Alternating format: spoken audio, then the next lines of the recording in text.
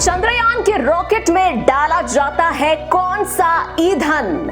Rocket में fuel कैसे करता है काम? लॉन्चिंग के वक्त क्यों निकलता है इतना धुआं? भारतीय अंतरिक्ष अनुसंधान संगठन का तीसरा मिशन मून मिशन यानी कि चंद्रयान 3 इस समय अपने सफर पर है।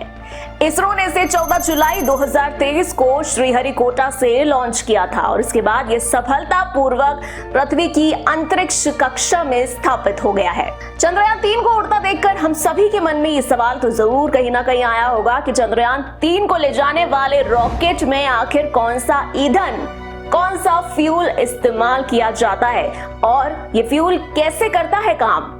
आइए जानते हैं इस सवाल का जवाब विस्तार से। देखिए, हर कोई जानना चाहता है कि आखिर ये रॉकेट दौड़ता है तो इसमें किस फ्यूल का इस्तेमाल होता है। तो हम आपको बता देते हैं दोस्तों कि चंद्रयान 3 को ले जाने वाले रॉकेट को वैसे LVM-3M4 भी कहा जाता है और ये रॉकेट पेट्रोल या डीजल से नहीं चलता। जी हाँ, ये पेट्रोल या डीजल से नहीं बल्कि एक स्पेशल ईंधन से चलता है। इस रॉकेट के फर्स्ट स्टेज में सॉलिड फ्यूल और सेकंड स्टेज में लिक्विड फ्यूल का इस्तेमाल किया जाता है और अंतिम स्टेज में क्रायोजेनिक इंजन है। इसमें लिक्विड हाइड्रोजन और ऑक्सीजन का इस्तेमाल किया जाता है। चंद्रयान 3 को ले जाने वाले 43.5 मीटर ऊंचे और 642 टन वजनी रॉकेट में सॉलिड और लिक्विड दोनों तरह के फ्यूल्स का इस्तेमाल किया गया था। चंद्रयान 3 को ले जाने वाले रॉकेट के फ्यूल टैंक की क्षमता 27,000 किलोग्राम से ज्यादा है। आइए अब जान लेते हैं कि रॉकेट में इस्तेमाल फ्यूल कैसे करता है काम। चंद्रयान 3 को ले जाने वाले 3 स्तरीय रॉकेट में 2 सॉलिड फ्यूल बूस्टर्स होते हैं और वहीं एक लिक्विड फ्यूल कोर स्टेज इसे जबरदस्त पावर देता है। शुरुआती स्तर की अगर बात की जाए तो शुरुआती स्तर पर सॉलिड फ्यूल बूस्टर रॉकेट को आगे बढ़ाने में मदद करता है या टेक्निकल लैंग्वेज में कहा जाए तो ये रॉकेट को थर्स्ट में मदद करता है और इसके बाद लिक्विड फ्यूल कोर रॉकेट को कक्षा में पहुंचाने के लिए इस थर्स्ट को बनाए रखने का काम करता है। रॉकेट में इस्तेमाल किए गए ईंधन को प्रोपेलेंट कहा जाता है। जी हाँ, लगभग सभी अंतरिक्ष अभियानों के दौरान इसी ईंधन का इस्तेमाल किया जाता है।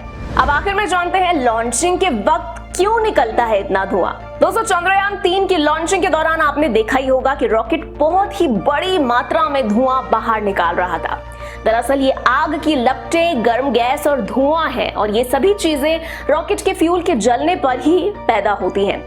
रॉकेट के इंजन से निकला धुआं जमीन की ओर पूरी ताकत से जाता है और इससे पैदा होने वाले विपरीत बल से रॉकेट जमीन से ऊपर उठते हुए उड़ान भरना शुरू कर देता है।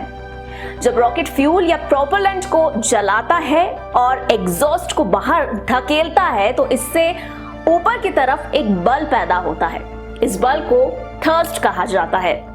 रॉकेट को धरती के चारों ओर अंडाकार पथ में पहुंचने के लिए करीब 17,800 मील प्रति घंटे की रफ्तार की जरूरत पड़ती है। तो साथियों, आपको ये जानकारी कैसे लगी और आपका भी अगर चंद्रयान 3 मिशन से जुड़ा हुआ कोई भी सवाल हो तो हमें अपनी राय कमेंट करके जरूर बताइएगा। हम अपनी वीडियो के माध्यम से आपके सवालों का जवाब देने का प्रयास जरूर करेंगे।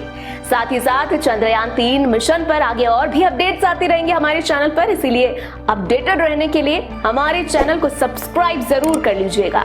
साथ ही साथ बेल नोटिफिकेशन जरूर ऑन कीजिएगा। वीडियो को लाइक और शेयर करना भी ना भूलें। जल्द ही मिलेंगे ऐसी और भी इंफॉर्मेटिव वीडियोस के साथ। तब तक के लिए दीजिए इजाजत। Be happy, bye bye.